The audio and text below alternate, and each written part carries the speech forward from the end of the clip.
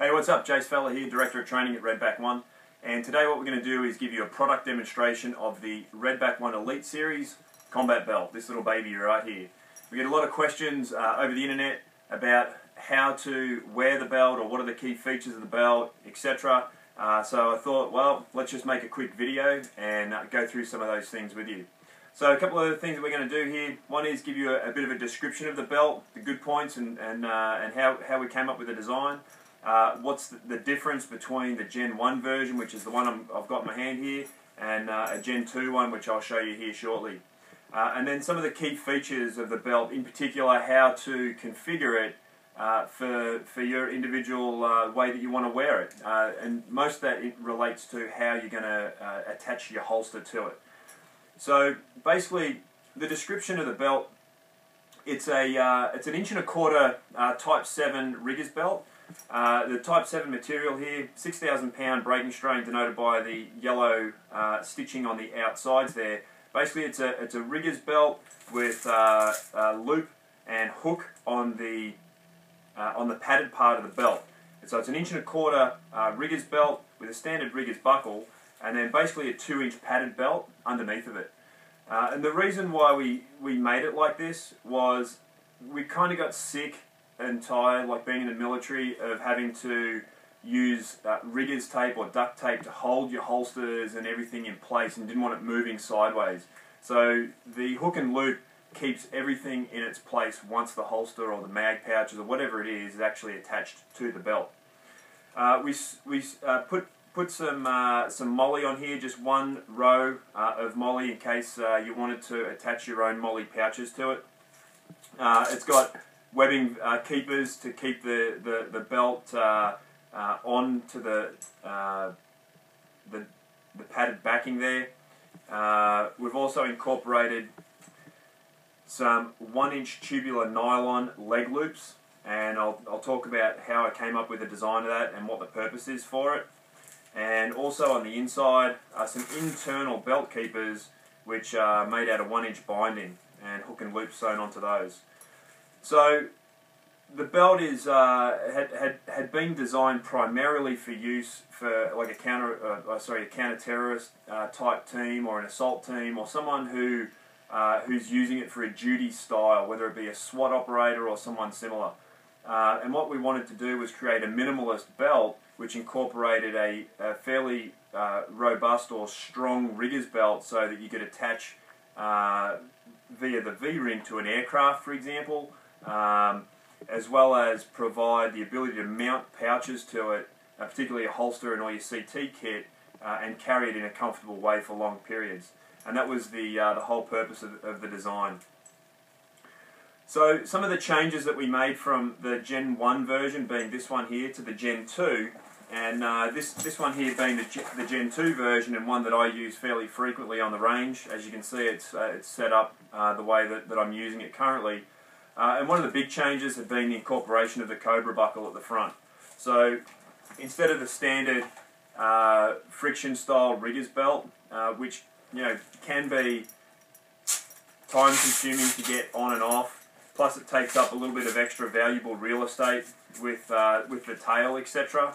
Well, with the the Cobra belt, as much as it's got a little bit of a tail here, it can stay tucked, and it's just it's so much more of an easier on-off system than a standard riggers belt. Still got the same V-ring, and it's still Type 7 nylon, so you're still getting the same overall strength. Plus you're getting the 9 kilonewton rating on the Cobra buckle as well. So overall, it's still a very robust system if you want to use it inside of an aircraft or something like that, or as a last resort style rappel belt, if you will. Some of the other features that we changed, instead of having the standard 1-inch nylon, which can sometimes move around a little bit just because it's so stiff, I made a change to incorporate a more flexible material, being the 1-inch binding, which also gives the ability to have it camouflage as well. So it just tucks it down nice and neat, these keepers on the outside as well as on the inside. For the most part, everything else is left unchanged. So the main features are basically the Cobra buckle and the 1-inch binding, and everything else has pretty much stayed the same. And it's one of my favourite belts, and that's why it's pretty much left unchanged, because it's just such a comfortable belt to wear. The key features basically for the belt, the way that you want to configure it, and again, because it was a CT style inspiration, the belt, we wanted to make it so that if you were to wear a flight suit, you could still use the belt, because there's no, you're not wearing a pair of pants or a pair of trousers with a belt that you're going to attach the inner keepers to, which we'll go through here shortly. A flight suit typically is slick, and if you're not wearing a leg strap style holster, when you draw your gun, the whole belt is going to move up and down. So in order to counteract that, we came up with the leg straps. Now these leg straps, I ended up coming up with these when I was a commando back in the Army for infantry minor tactics and fire and manoeuvre. And that was that on our web H-harness style belt, I incorporated these 1-inch straps so that when we're rolling around on the ground or fire and manoeuvring, crawling on the ground, that all your pouches and all your gear stayed center and didn't rotate around. And so I used that same concept on this belt. And we ended up designing this for customs and border protection here in the United States. So the easy way to don this belt, straight through the rigger's belt at the front, do it up to the desired, or how tight you want it, and then we basically use these 1-inch leg straps and position them as such, and these are user configurable depending on where you actually want them. Typically I put one directly at the back and one just either side of the front there, so it can go around my leg and across the front there, around the leg and across the front. So from there I can either cinch down on the front, or if I don't want all that tail at the front, I can have a minimal amount of tail and zip the backs down, and it sort of mimics like a seat harness for rappel would. Although these are not rated buckles, they're standard side release buckles, it's certainly not a rappel harness, but it feels or gives you that appearance like a rappel harness. So for example, if you were to wear a holster that didn't incorporate a leg strap, you would be able to simply put this on, and when you draw the gun from the holster, the whole belt and everything stays put, it doesn't ride up. So when you're wearing a flight suit, we just incorporate these leg straps and you're good to go. If you don't want the leg straps, eject them using the side release buckles, and you can either leave the female portions on the belt, or you can take them off as well. It's up to you.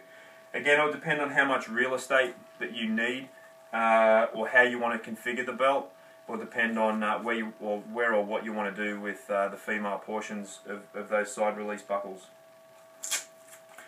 Alright, so that's the leg loops or the leg straps and how they work. So let's move on to the inner belt loops, which again are 1-inch binding with hook and loop. So the intent of this is to place these around the pre-existing belt that's holding your trousers up, and it takes a little bit of practice to get used to this, particularly when you're doing the back ones. And if you've got the option, use the buddy system to help get those secured onto the back. But the front ones that are pretty easy to place on, because you can see what you're doing. And what I'll do is actually place this one on here. And what I like to do is just sit down to do this, if I can, and that way I'm not actually holding the whole weight of the belt up.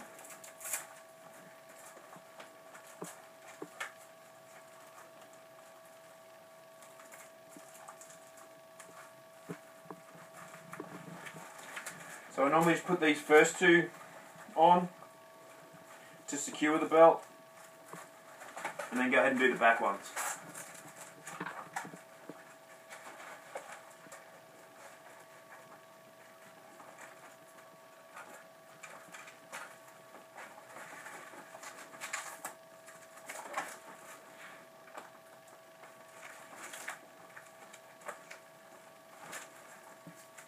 Once you get good at it, doesn't take that long, but It does take just a little bit of time to actually get good at it. Alright, so if you could imagine if I wasn't wearing a leg strap holster like this one and just went for a standard belt style holster like a standard concealment holster from Safariland here, this now doesn't allow the belt to ride up. Okay, if you're going to wear a drop leg style holster like this one here, which is my preferred holster,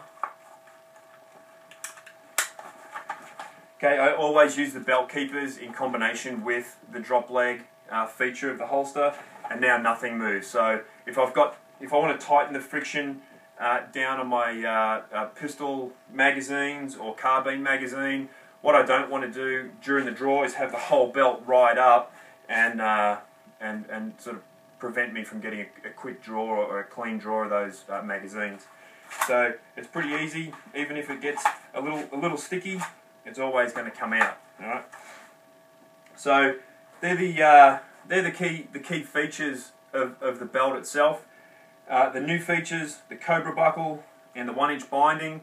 The different methods of attaching, whether it be the leg straps incorporating with a flight suit, or whether you're using the internal belt keepers, or if you just want to use a leg strap holster. It allows you to configure the belt the way that you want, depending on what you're wearing at the time. Alright, so hopefully that was a helpful demonstration for you.